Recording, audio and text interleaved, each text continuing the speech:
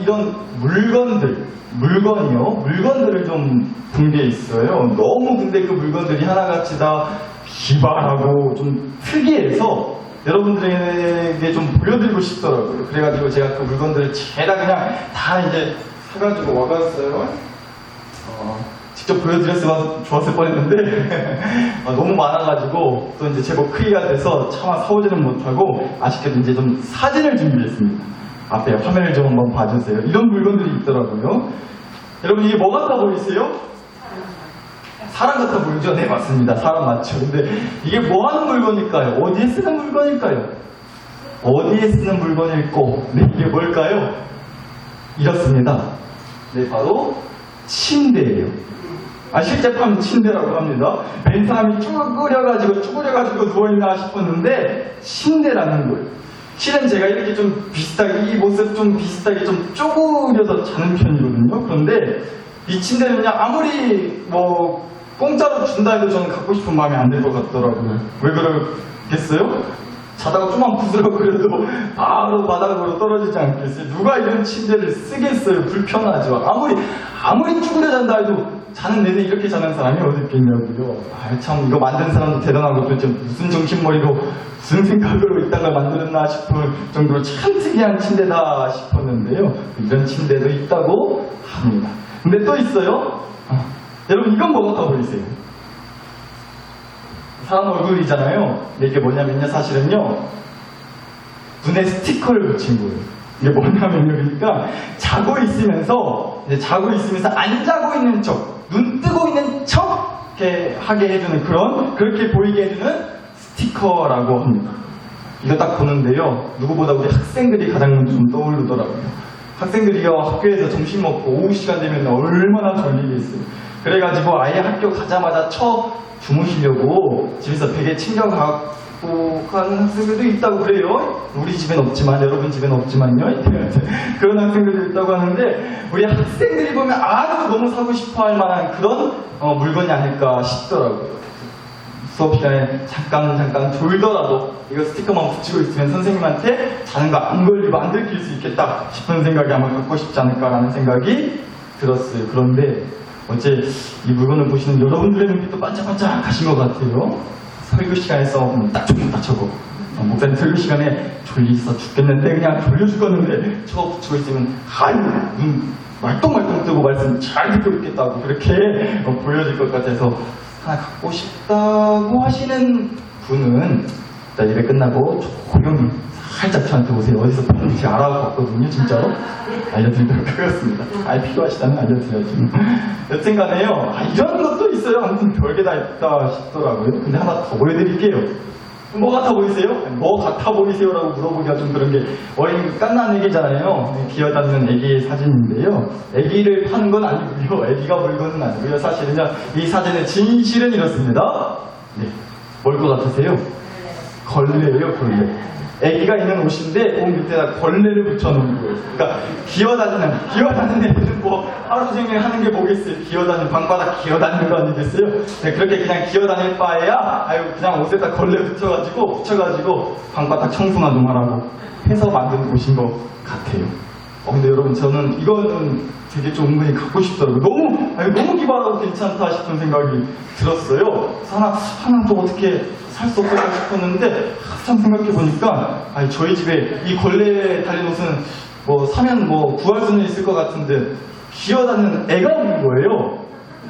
그래서 이참에 셋째를 좀 따갔습니다. 눈에서 레이저가 나오는데 여튼간에 이런 물건도 다 있더라고요. 네, 아무튼 별의별 물건이 다 있습니다. 실제 다 파는 물건들이라고 해요. 궁금하신 분들은 나중에 꼭 알려드리도록 하겠습니다. 어디서 파는지. 근데 하나만, 정말 마지막으로 하나만 더요. 마지막으로 이런 우산도 있더라고요. 요즘 비가 아주 그냥 오락가락이었지 마음대로 와도 좀 노상하게 비가 온다 싶은데 비 올 때면 필요한 게 우산이잖아요. 그래서 이런 우산도 좀 소개해드리고 싶어서 가지고 와봤어요. 이런 우산이 있대요.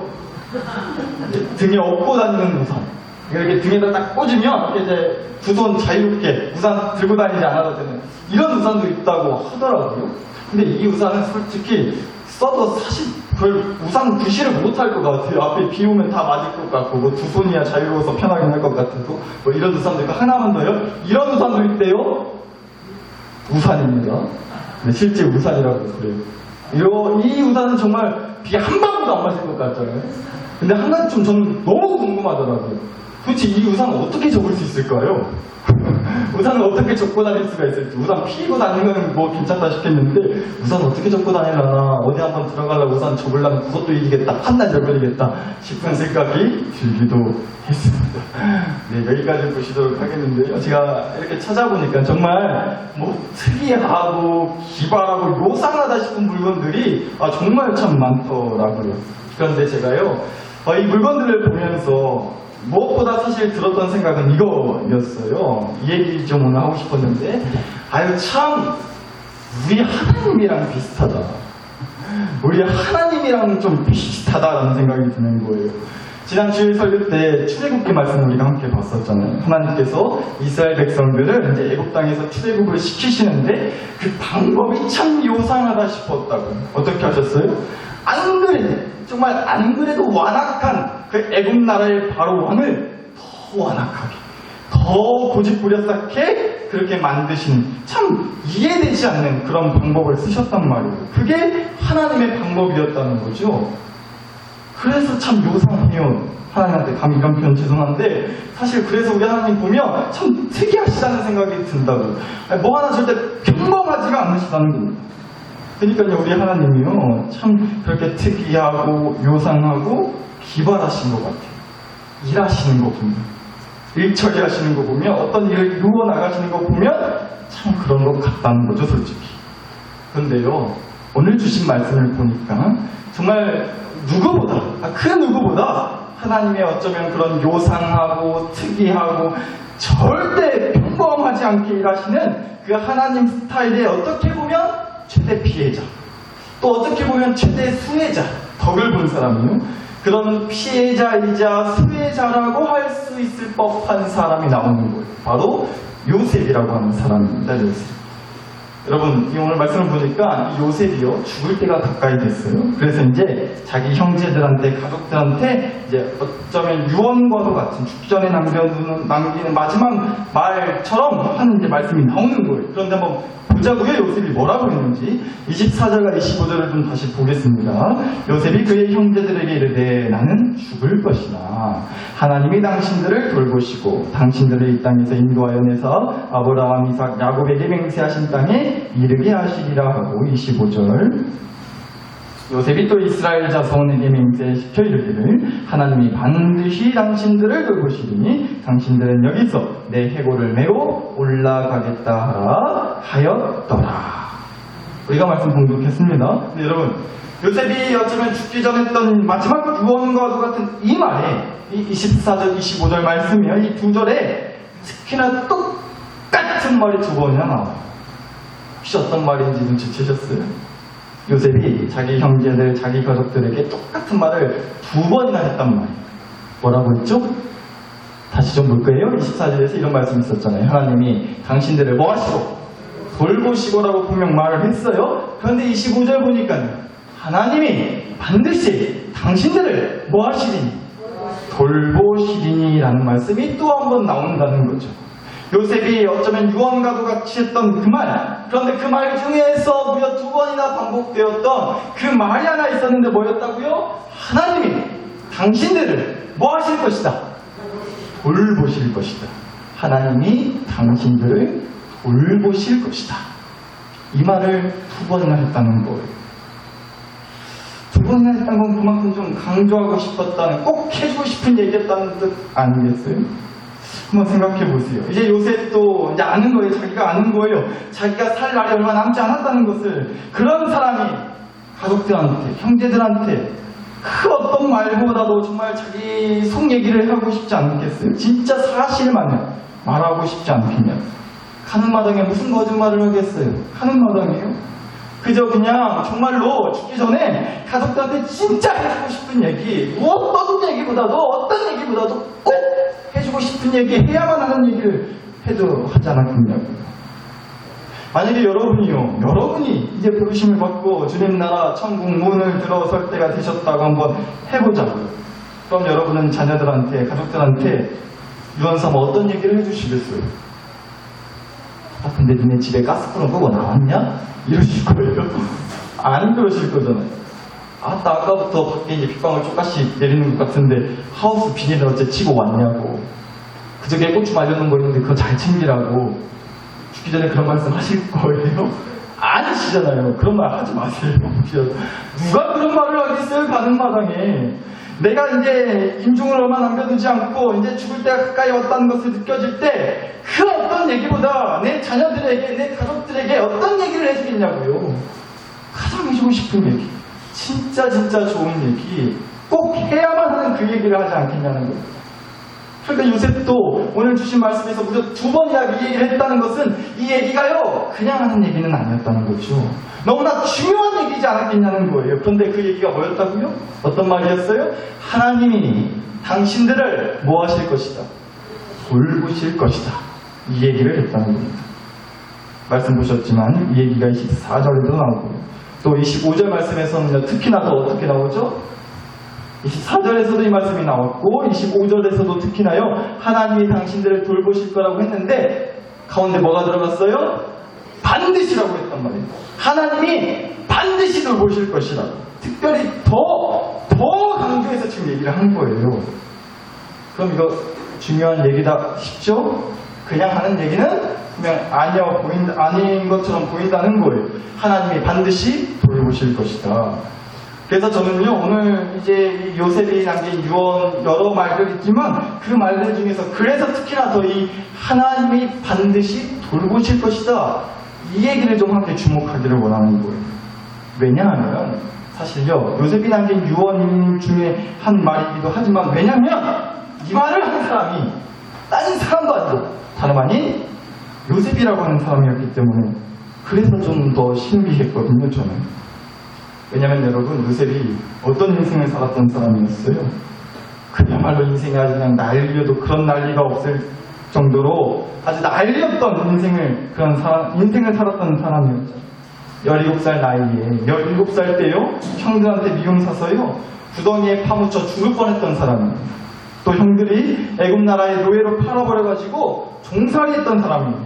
거기다가 억울하게 누명 써가지고요 감옥살이 했던 사람이 요셉이었단 말이에요. 세상에 이런 인생이 어딨냐.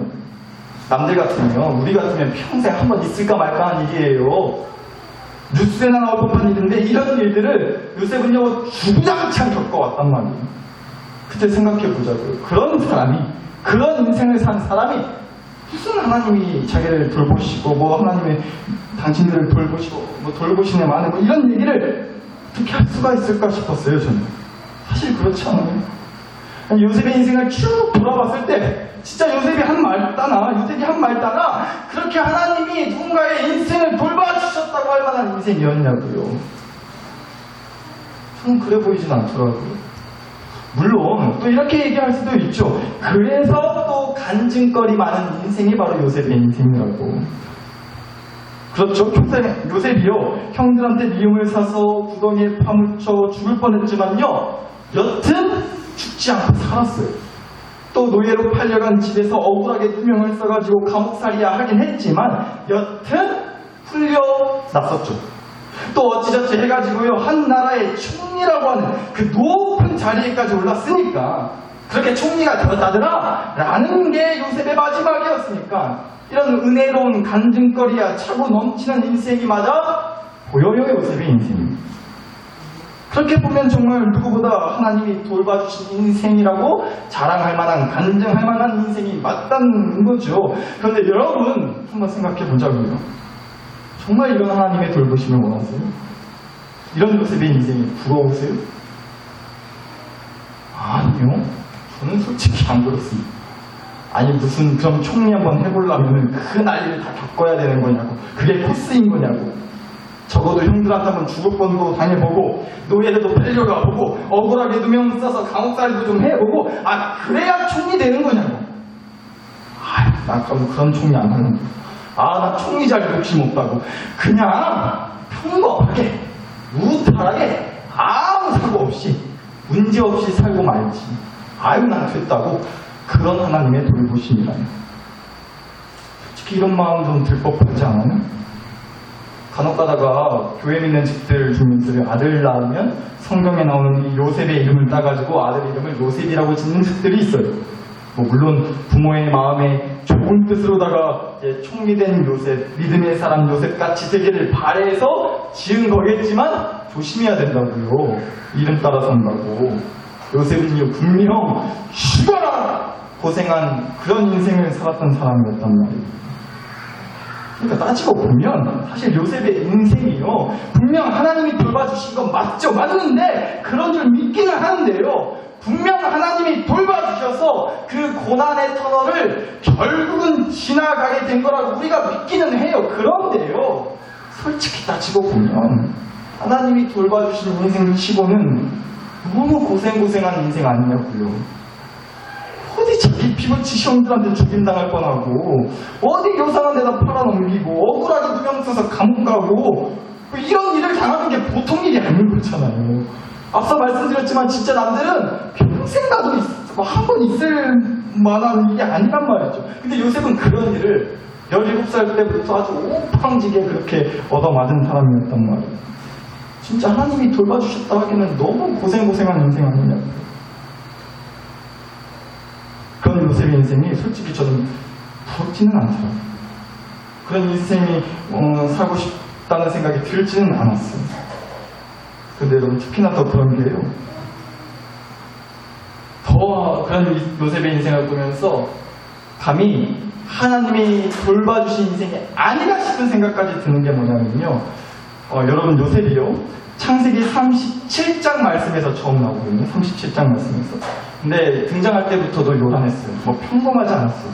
처음부터 아주 초장부터 특별한 인물. 뭔가 보통 얘기가 아닐 것 같다는 그런 느낌을 막 주면서 이제 요셉이 등장을 하거든요. 요셉이요, 어느 날 꿈을 꾼 거예요. 그런데 어떤 꿈이었느냐? 한마디로 간단히 말해서 요셉 자기를 제외한 나머지 식구들이요, 아빠, 엄마, 자기 형제들 다 자기한테 절을 하는 그런 꿈을 꾼 거예요. 그러니까 느낌상 어떤 꿈이에요?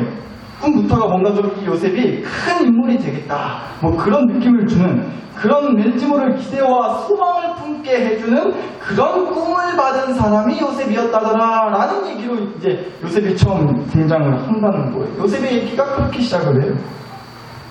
그런데 여러분 한번 생각해보죠. 제가요 어느 목사님 설교를 듣다가 이런 얘기 하시는 걸 들었어요. 어떤 사람이 꿈을 꿨다는 거예요. 요셉처럼. 어떤 사람이 꿈을 꿨대요. 근데 꿈에서요 뭔가 하나님의 음성 같은 소리가 들리더래요. 아주 분명하게 들렸다는 거예요. 어떤 소리였느냐? 7번. 꿈에서요? 7번. 다른 얘기 아무것도 안 하고 7번. 난데없이 꿈에서 하나님의 음성 같은 소리가 7번 이런 소리가 계속 들리더래요. 그런데 그리고 나서 이 꿈을 무려 7일 동안이나 꿨다는 거예요. 하루 이틀이 아니라 7일 동안 이 똑같은 꿈을 계속 꿨다는 거죠. 첫째 날도 7번. 둘째 날도 7번. 그런 이 똑같은 꿈을 7번만 매일 말하는 꿈을 7일 동안 꿨다는 겁니다. 그리고 나서 이제 7일 동안이나 같은 꿈을 꾼 이 사람이요. 대체 이게 무슨 뜻일까? 이게 무슨 뜻이다? 이게 뭐다냐 싶은 생각을 하면서 이제 버스를 타려고 일이 있어서 이제 밖을 나가서 이제 버스를 타려고 기다리고 있는데 마침 자기가 이제 버스를 타려고 기다리는 정거장으로 다가온 버스의 차량 번호가 7777번이었다는 거예요. 마침 그 버스를 타려고 하는 것도 그 버스를 타려고 기다렸던 것도 아니에요. 그런데 마침 오는 버스의 차량 번호가 7777이었다는 거죠. 그래서 왠지 모르게 그 버스를 꼭 타야만 할 것 같은 그런 느낌이 들어서 그냥 무턱대고 그 버스를 탔다는 거죠. 그리고 나서 봤더니요. 아니 글쎄 자기가 버스를 탄 그 정거장에서 7번째로 내리는 정거장이 다름 아닌 경마장이었다는 거예요. 그래서 왠지 모르게 그 경마장에 내려야만 할 것 같은 강한 느낌이 들어서 또 내렸다는 거죠. 근데 여러분 경마장이 뭐 하는 데예요? 말 있잖아요. 말. 경주하는 말들에다가 돈 걸어서 돈 따는 뭐 그런 데로 알고 있어요. 그런데 이 사람이 그래 이거다. 그래 여기다. 그래 괜히 이 7777번 버스를 타신 게 아니구나. 괜히 그 꿈을 꾸게 하신 게 아니구나. 경마장에 데리고 오시려고 하나님이 나를 그래서 여기까지 인도하셨구나 라는 생각이 훨씬 강하게 들어가지고요. 자기 통장에 있는 돈을 다 꺼내서 이제 돈을 걸어야 쓰겠다 라는 생각이 들었다는 거예요. 그런데 대박, 마치 자기 통장에 돈이 얼마가 있었냐 조회를 해보니까요, 장부 조회를 해보니까요, 딱 7,777만 7,777원 있었대요. 7,777만 7,777원 있었다고요. 어쩜 이런 물건이? 이건 확실히 뭔가 있어도 있다. 돈을 그 자리에서 이런 돈 안김없이 다 뽑아가지고요, 경마장에 들어갔어요. 그런데 마치 있던 그 경기에 막 시작하려고 하는 그 경기에 말이 딱 7번까지 있는 거예요. 1번부터 7번 말까지 있더래요. 여러분, 이쯤 됐으면 어떻게 해야 돼요? 당연히 몇 번 말에 돈을 걸어야겠어요. 그쵸? 꿈에서 7번, 7번, 7번, 7번, 7번이라고 하는 꿈을 7일 동안 매일 똑같이 꿨어요. 7777번 번호를 달고 오는 버스에서 7번째로 내린 경마장에 7,777만 7,777원을 가지고 말이 1번부터 7번까지 있으면 당연히 몇 번 말에 돈을 걸어야 돼요? 7번 말에 돈을 걸어야죠. 이제 다 모든 게 풀렸구나, 해결됐구나, 이런 뜻이 있었네요. 하나님, 7번 말이죠? 알겠습니다. 할렐루야. 7번 말에 올인하겠습니다. 몰빵한 거예요. 돈을 다 걸었어요. 아주 그냥 떼돈 벌겠다 싶어가지고 아주 경기가 시작되기도 전에 막 이 사람이 흥분을 감추지 못하고 좋아서 이미 다 이긴 마냥 춤추고 난리가 났다는 거예요. 그리고 나서 이제 경기가 시작이 됐습니다. 땅 하고 총소리가 울려서 이제 울리면서 경기가 시작됐어요. 곧 경기 결과가 나왔습니다. 여러분, 과연 어떻게 됐을까요? 7번이라고 외친 꿈을 7일 동안 꾸고 7,777번 버스에서 7번째 정거장인 경마장에서 내려가지고 7,700원을 걸었던, 7번 말에 걸었던 그 사람은 과연 몇 등 했을까요? 많이 7등 거예요. 웃으시라고 말씀드린 건데 7등 했다고.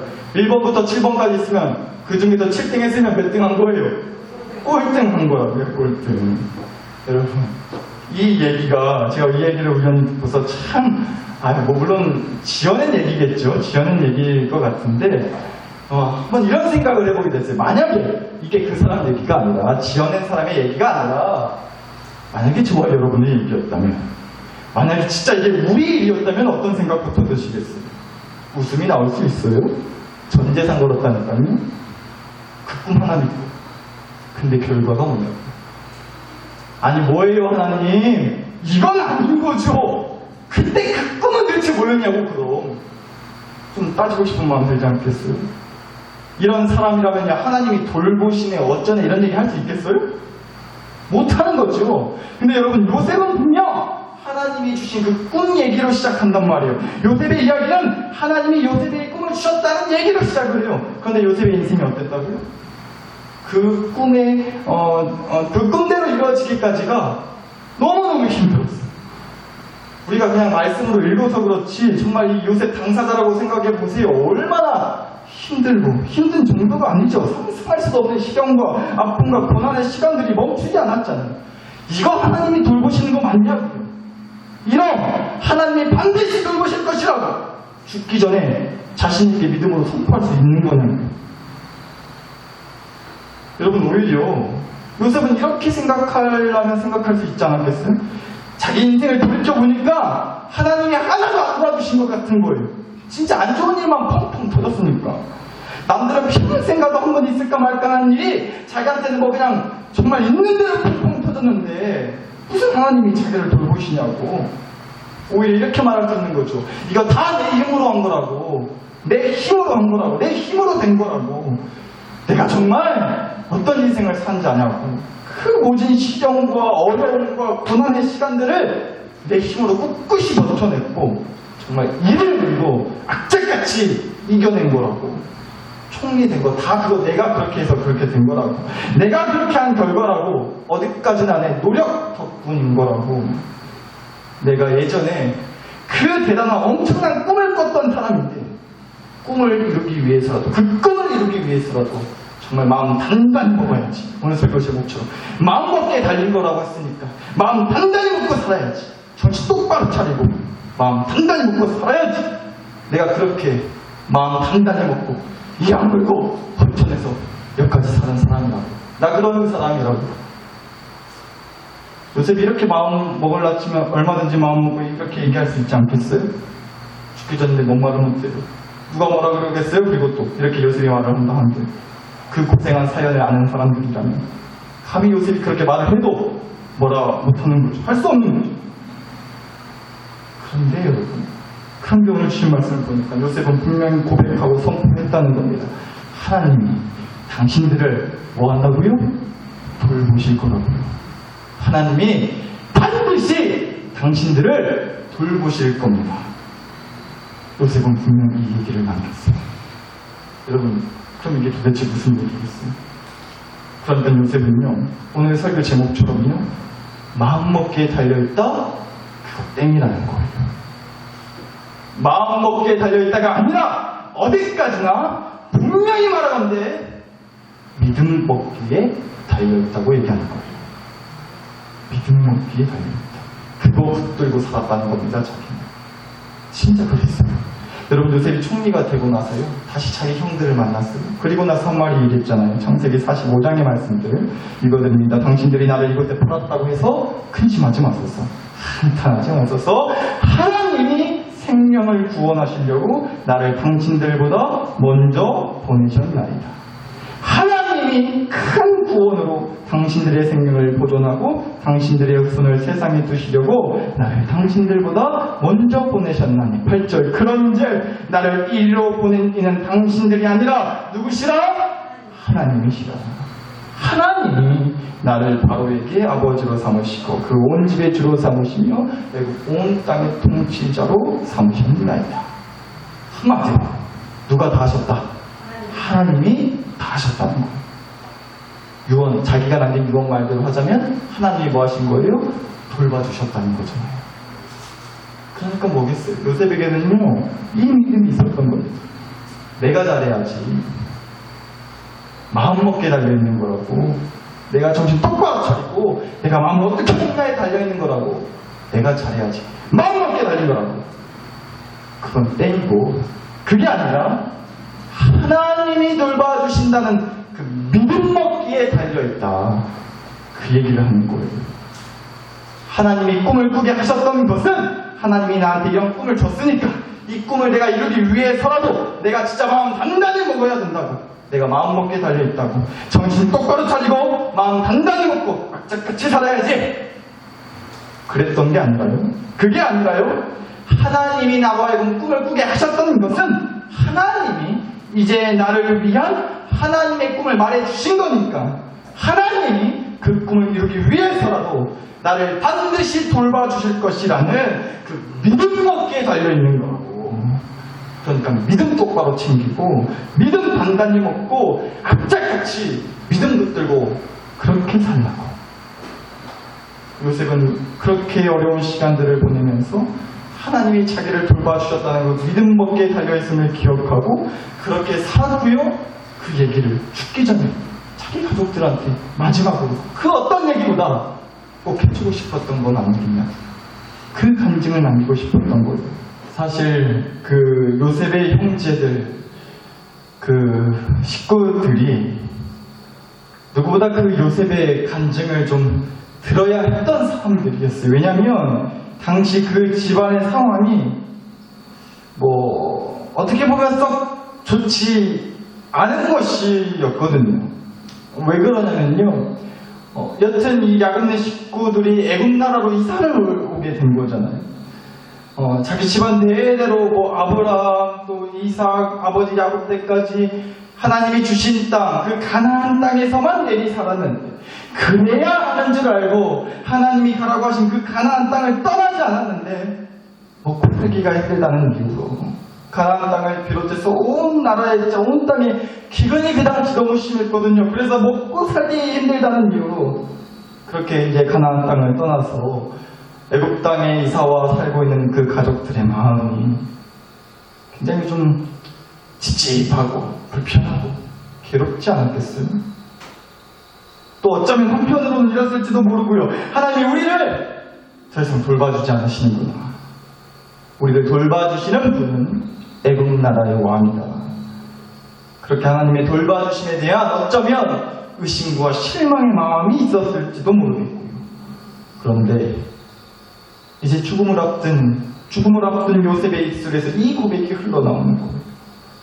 형들, 나 진짜 힘들었는데 그래도 마음 먹기에 달린 거니까 마음 단단히 먹고 정말 버텨내보려고 이겨내보려고 악착같이 살아봤는데 그게 잘 안 되더라고. 그런데 하나님이 나를 돌봐주신다. 하나님이 반드시 나를 돌봐주신다. 그 믿음 먹기에 달려있는 거라고 믿고 그 믿음 붙들고 살았더니 나 여기까지 왔네. 형들도 우리 새끼들도 우리 가족들도 그 믿음 붙들고 살았으면 좋겠어. 믿음 먹기에 달려있더라고. 요셉이 마지막으로 이 얘기 해주고 싶었던 거 아니겠나. 가족들한테. 그리고 오늘 밤 우리에게도 그렇게 말해주는 것 같습니다. 그리고 이제는 우리가 내 가족들에게, 내 자녀들에게 이렇게 말해줄 수 있었으면 좋겠어요. 아들, 딸, 남편, 아내, 엄마, 아빠, 힘들지? 아프지? 근데 다 마음먹기에 달려있는 거야. 힘을 내라고. 약한 소리 하지 말고 정신 똑바로 차려야지. 마음 단단히 먹어야지. 이 얘기가 아니라요. 아들, 딸, 남편, 아내, 엄마, 아빠 힘들지? 아프지? 근데 다 믿음 먹기에 달려있는 거야. 낼 힘도 없는데 힘내려고 마음 먹지 말고 힘 주시는 하나님, 반드시 돌봐주시는 하나님이 있어. 이 믿음 먹고 살게 우리 믿음 먹기에 달려있더라고. 그러면 사라지더라고. 부디 저와 여러분의 삶의 간증이 되기를 원합니다. 오늘 이밤 그럴 수 있게 해달라고 기도했으면 좋겠습니다. 사랑하는 나사렛 교회 식구 여러분, 마음 먹기에 달려있다. 좋은 말이죠. 좋은 말인데 응원하고 격려하는 차원에서 하는 좋은 말인 줄 알아요. 근데 여러분, 그게 돼야 말이죠. 그게 되세요? 분명히 내 마음인데도 내 마음대로 안 되지 않아요? 마음이라는 게 그래요. 오늘 다르고 내일 다르고 그러잖아요. 이 사람 만날 때랑 저 사람 만날 때랑 달라요. 이 일이냐 저 일이냐에 따라 달라요. 마음이라는 게 그래요. 그래서 마음 먹기에 달려있다라는 말은 듣기는 참 좋은 말이면서도 참 말처럼 좀 그렇게 하기가 쉽지는 않은 말 같아요. 그래서 말씀드리는 겁니다. 마음 먹기에 달려있다 땡이고요. 우리는 이 말을 붙들고 살자. 믿음 먹기에 달려있습니다. 여러분, 내가 믿음을 먹는 것 같지만서도요, 실은요, 정확히 하자고요, 하나님이 내게 믿음 먹여주시는 거예요. 내가 믿음을 먹는 게 아니라 하나님이 내게 믿음을 먹여주시는 거라고요. 그래서 오늘 이밤 함께 기도하자는 거예요. 하나님은 믿음 먹기에 달려있는 줄 믿습니다. 하나님이 돌봐주신다. 하나님이 반드시 돌봐주신다. 그 믿음 좀 주세요. 내게 그 믿음 좀 먹여주세요. 나 마음 하나 얻지 못하는 그런 놈인데 주님 믿는 믿음 주셔서 그 믿음 먹기에 달려있다. 내 가족들한테 정말 당당히 간증할 수 있도록 하나님이 반드시 돌봐주신다는 믿음 좀 더 먹여주세요. 그 믿음 좀 가주세요. 우리 시간 그거 놓고 기도했으면 좋겠습니다. 주신 말씀과 은혜를 가지고 여러분 자신과 가정과 교회를 우리 마음 함께 간절히 기도 올려드리겠습니다. 함께 기도하시겠습니다.